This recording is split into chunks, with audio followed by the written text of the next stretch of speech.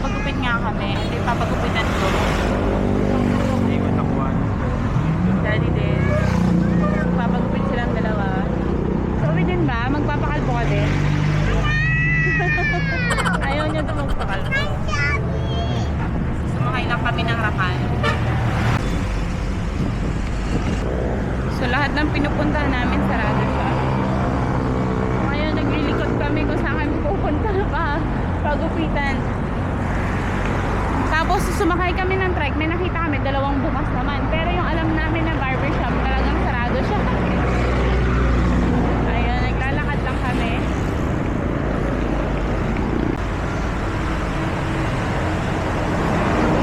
Yan.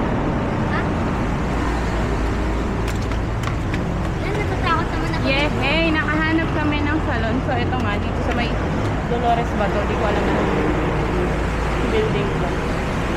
Hermanas Hair Salon. Ayan.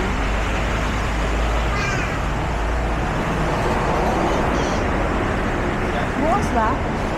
May babae. Tama. So, hindi sila nagugupit ng batang lalaki. So, babae lang daw. So, sabi ng asawa ko, dapat Hermanas ang pangalan niya. Hindi Hermanas. Ay.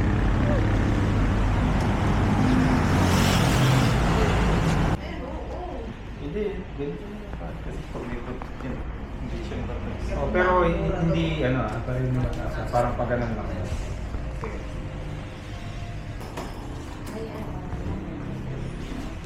Nakahanap kami ng mapapagupitan dito kasi naglakad-lakad lang kami.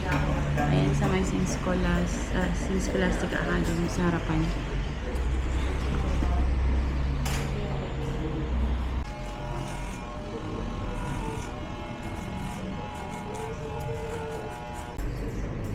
Naiinip ka na.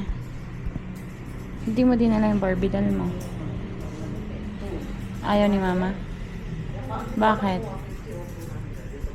Bakit ayaw niyang dalhin? Sagot? Ha? Tulog siya? Tulog daw siya.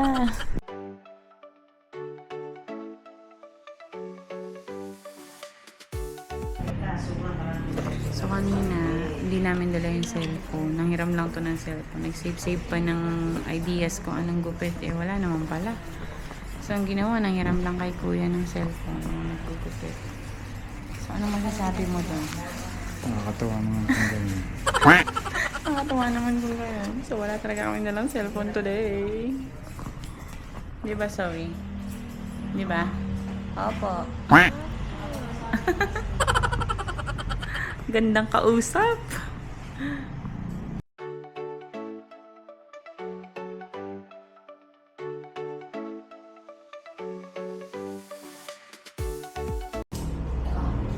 Sayang wala yung report niya. Mabagbok na kanina. Kunin ko lang yung hairs. Ano ba?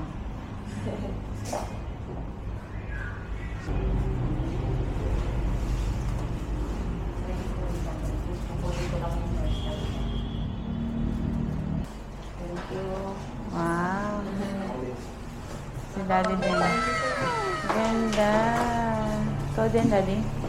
Pagupit mo daw sa Pagupitin daw siya. Natitense tuloy si Kuya. Ano kaya yung hairstyle ni Sir? Mulit ako kaya lang low. Hindi pa low taper ko lang. Parang sa anong parang pero bababa lang. Tapos gusto ko, ganun pa rin yung length niya. Tapos ayusin lang sa inyo makapal. Natuwa siya sa hair niya. Smiling face. Tama yan. Ayos ka lang. Sandali, tinitingnan ko yung... Yay! Eh!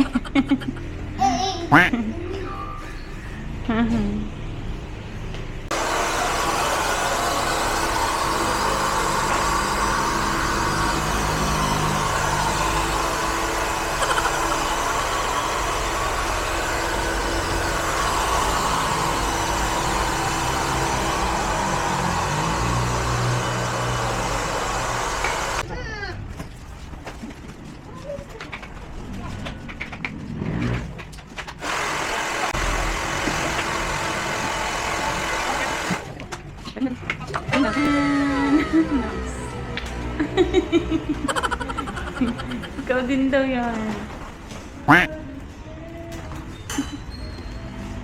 Mag-side ka daw.